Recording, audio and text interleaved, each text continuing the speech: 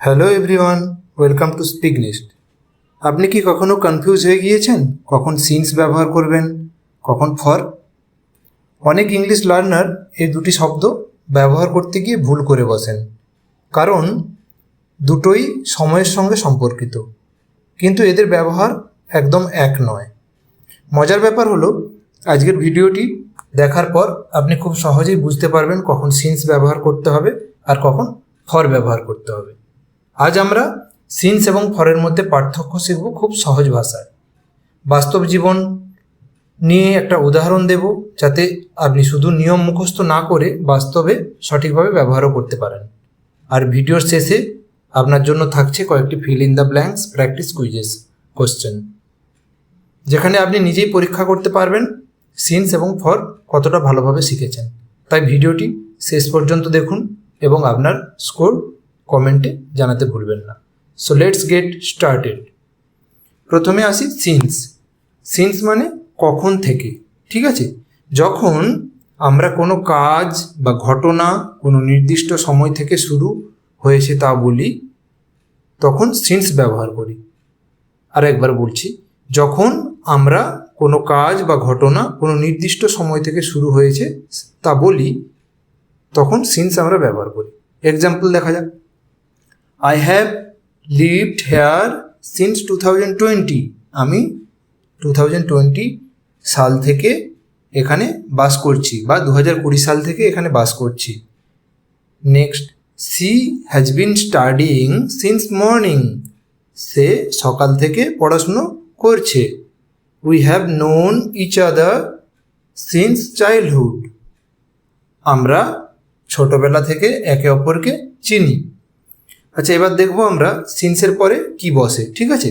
Since 2020, since Monday, since জানুয়ারি, since morning, since yesterday, since 5 PM। দেখুন, এগুলো সব নির্দিষ্ট স্টার্টিং পয়েন্ট, ঠিক আছে? এবার আসি ফর। ফর মানে কি? ফর মানে হচ্ছে কত সময় ধরে। যখন আমরা কোনো কাজ কত সময় ধরে চলছে তা বলি বা বোঝানোর চেষ্টা করি, তখন ফর ব্যবহার করি। এক্সাম্পল দিয়ে দেখা যাক। I have lived here for 5 years. আমি 5 বছর ধরে এখানে বাস করছি। She has been studying for 3 hours. সে 3 ঘন্টা ধরে পড়াশুনো করছে। We have known each other for 10 years. আমরা 10 বছর ধরে একে অপরকে চিনি।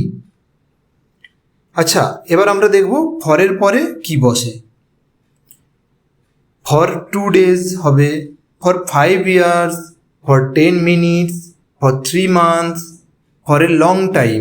এগুলো ডিউরেশন বা সময়ের দৈর্ঘ্য বোঝানোর জন্য এখানে আমরা ফর ইউজ করছি, ঠিক আছে? তাহলে একটা ইজি ট্রিক আছে এর। এই ট্রিকটা মনে রাখলে অনেকটা সহজ হয়ে যাবে জিনিসটা, যে সিন্স কখন ব্যবহার করব, যখন মানে স্টার্টিং পয়েন্ট থাকবে, মানে কখন থেকে এরকম একটা সিচুয়েশান বা সেন্টেন্স আমরা যখন বানাবো তখন সিন্স ব্যবহার করব। ফর আমরা কখন ব্যবহার করব, যে ডিউরেশন থাকবে, মানে কত সময় ধরে।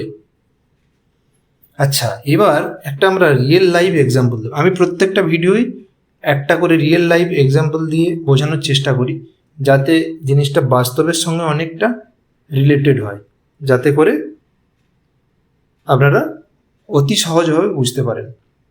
ধরুন, একজন শিক্ষক 2020 সালে একটি স্কুলে চাকরি শুরু করেছেন।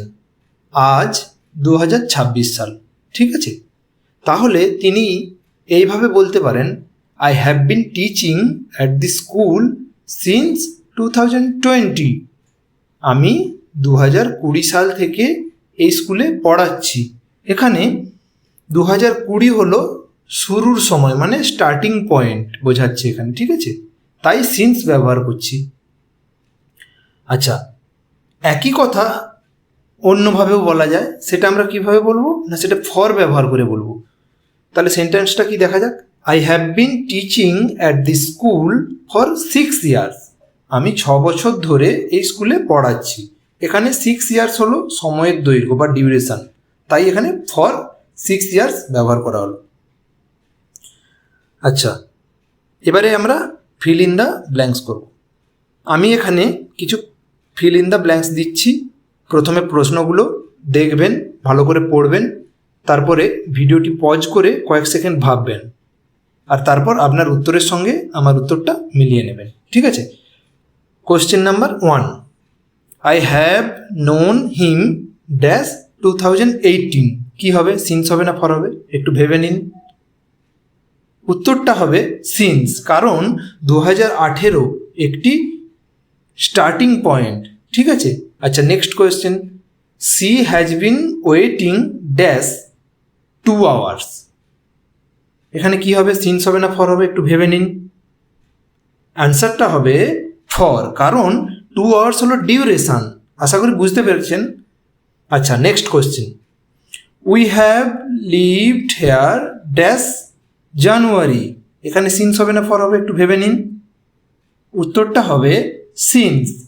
Next question, they have been friends dash 10 years।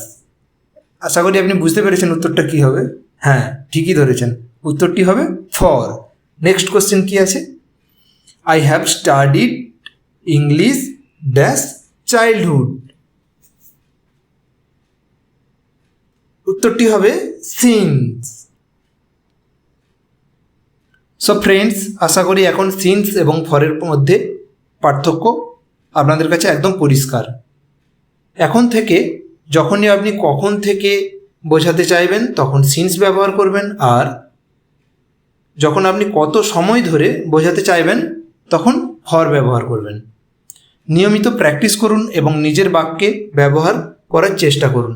যত বেশি প্র্যাকটিস করবেন তত বেশি আপনার ইংলিশ গ্রামার এবং স্পিকিং স্কিল উন্নত হবে। আর যদি সি, লুক, ওয়াচ এর মধ্যে পার্থক্য, পুট ভার্সেস স্কিপের ব্যবহার অথবা সে ভার্সেস টেলের মতো গুরুত্বপূর্ণ গ্রামার টপিকস এখনও না দেখে থাকেন, তাহলে আমার চ্যানেলে গিয়ে অবশ্যই সেই ভিডিওগুলো দেখে নিন। এগুলো আপনার ইংলিশ ফাউন্ডেশনকে আরও শক্তিশালী করে তুলবে। এছাড়াও আমাদের চ্যানেলে আপনি পাবেন daily use English sentence, vocabulary, reading practice, grammar lessons, quiz videos এবং স্পোকেন ইংলিশ টিপস। প্রতিদিন ইংলিশ লার্নিং কন্টেন্ট পেতে আমাদের হোয়াটসঅ্যাপ চ্যানেলে জয়েন করতে পারেন।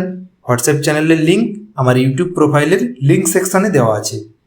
আর যদি এখনও স্পিকনেস্ট চ্যানেলটি আপনি সাবস্ক্রাইব না করে থাকেন তাহলে এখনই সাবস্ক্রাইব করে বেল আইকনে ক্লিক করে দিন, যাতে আমরা নতুন কোনো ভিডিও আপলোড করলে তার নোটিফিকেশান সবার আগে আপনার কাছে পৌঁছে যায়। ভিডিওটি ভালো লাগলে লাইক করুন, কমেন্ট করে আপনার স্কোর জানান এবং আপনার বন্ধুদের সাথে শেয়ার করুন। ধন্যবাদ। আবার দেখা হবে নতুন একটি ইংলিশ লেসন নিয়ে। Until then, happy learning, keep practicing and keep improving.